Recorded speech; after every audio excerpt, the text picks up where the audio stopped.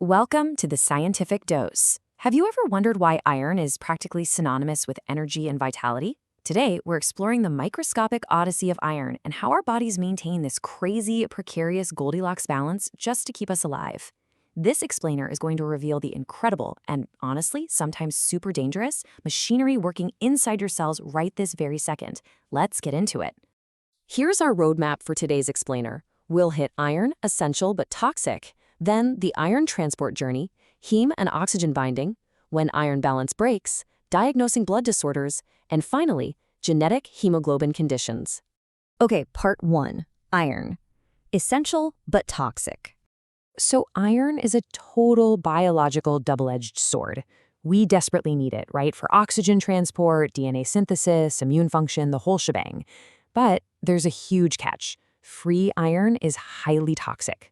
Through something called the Ferritin reaction, free, unbound iron generates reactive oxygen species. These are essentially toxic free radicals that can literally destroy our cells from the inside out. Because of this massive danger, iron basically always has to be bound to proteins or chelated, essentially gripped by these little molecular claws in the body. It just can't be left to float around freely. To prevent that toxicity, the body is constantly juggling iron between two oxidation states. First, we've got Fe2+, the ferrous state. This is the biologically active form that happily participates in chemical reactions. And then we have Fe3+, the ferric state. Think of this as the safe, bound storage and transport form. Your body is just constantly flipping iron between these two states to keep it useful yet completely safe. Moving on to part 2, the iron transport journey. Now, the gut epithelial cells, specifically the enterocytes, act as the ultimate gatekeepers here, and they tightly control iron absorption. Dietary iron enters from the gut lumen. Heme iron, which we get from animal products, enters really easily because it's already in that active Fe2+ state. But non-heme iron from plants, that's in the Fe3+ state. So it must first be reduced down to Fe2+ by an enzyme called D-site B. And this process is actually often helped along by vitamin C, before the iron can even pass through the DMT1 transporter.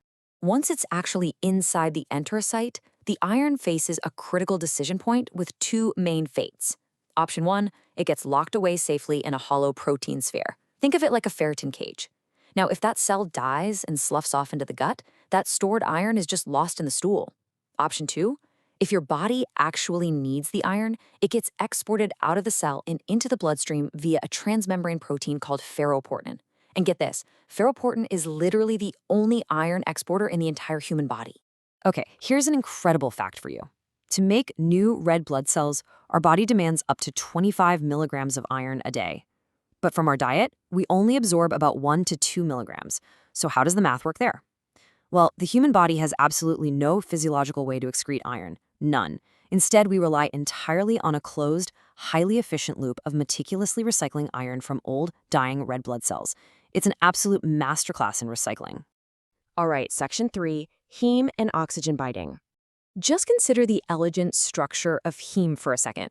You've got a protoporphyrin ring made of 4 pyrrole rings, perfectly cradling a single iron atom right smack in its center. That iron atom must be in the ferrous Fe2+ state to do its ultimate job, which is reversibly binding to a molecule of oxygen. This tiny, beautiful architectural marvel is exactly what gives our blood its vibrant red color. Zooming out a bit, 4 of those individual heme groups are nested within the much larger hemoglobin protein. This is the ultimate oxygen delivery vehicle.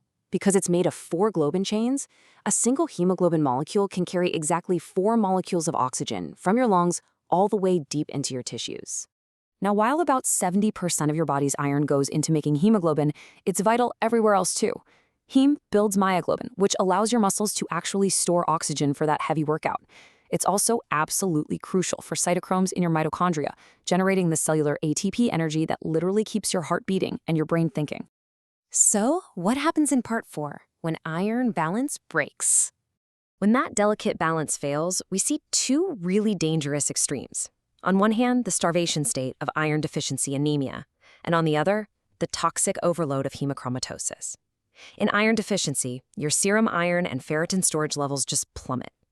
This prompts the body to panic and increase TIBC, or total iron binding capacity. Basically, the body is throwing more empty transport vehicles into the blood, hoping to catch whatever scarce iron it can find. Conversely, in hemochromatosis, which is a genetic iron overload, your ferritin levels skyrocket. This dumps toxic iron into your organs, potentially causing liver cirrhosis, diabetes, and even a bronze pigmentation of the skin. Which leads us to Section 5, Diagnosing Blood Disorders. Doctors kind of act like biological detectives here. By measuring the physical size of red blood cells, a metric known as mean corpuscular volume, or MCV for short, they can classify anemias. For instance, an iron deficiency, the cells are microcytic.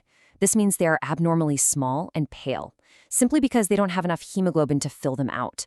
But on the flip side, conditions like vitamin B12 deficiency lead to macrocytic, or abnormally large, red blood cells. The really crucial takeaway here is that no single test gives you the full diagnostic picture. Serum iron actually fluctuates throughout the day. That's exactly why doctors look at serum ferritin to gauge long-term storage, TIBC to see the blood's overall capacity to bind iron, and the transferrin saturation percentage. It's really the unique combination of all these markers together that reveals the true state of a patient's iron balance and pinpoints exactly where that metabolic machinery is failing. Finally, Part 6, Genetic Hemoglobin Conditions. Because, beyond just nutritional balance, the actual genetic blueprint for hemoglobin itself can be flawed. And this is exactly what causes sickle cell anemia. Just a single amino acid substitution, valine replacing glutamic acid at the 6th position of the beta-globin chain, changes absolutely everything. When this mutated hemoglobin loses oxygen, the molecules polymerize. They link together into these long, rigid rods. These rods then physically distort the red blood cell into a sickle shape, which causes them to block blood vessels and triggers severe pain and organ damage. In genetics, we categorize these hemoglobinopathies into two main types. Sickle cell is a qualitative defect. The body makes the normal amount of hemoglobin, but the protein is structurally flawed. Thalassemia, on the other hand, is a quantitative defect. The structure of the protein is perfectly fine, but due to gene mutations or deletions, the body simply doesn't manufacture enough of the normal alpha or beta chains, and this imbalance is what leads to cell destruction and severe anemia. As we wrap up this explainer, I really want you to consider the astounding, incredibly fragile precision of the microscopic machinery working silently inside you right now. Literally millions of iron atoms are being absorbed, caged, transported, and recycled in a perfect continuous loop.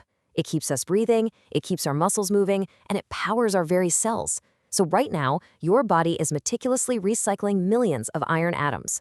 What would happen to your health if just one microscopic step of that closed loop failed today? It's a delicate balance that we almost always take completely for granted. Thanks for learning with us, and we'll catch you on the next explainer.